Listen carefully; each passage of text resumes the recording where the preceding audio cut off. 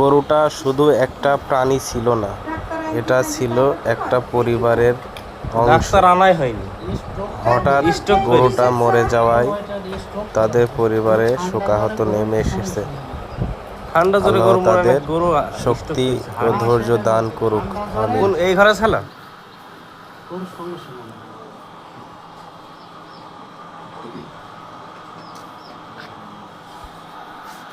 মানুষ যারা স্ট্রোক করলেই পড়ে যায় না, সেরকম স্ট্রোক করে পড়িস।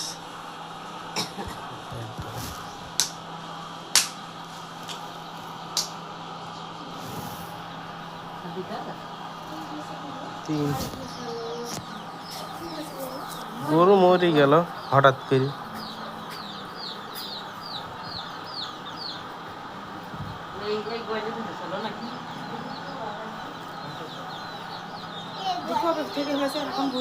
না আজকেই হঠাৎই সেই ডাক্তারও আনতে পারেনি, ডাক্তার আনারও সময় মানে ইয়ে হয়নি। এখন মানুষেরও যা হয়েছে ও গরু বাছুরের তাই হয়েছে।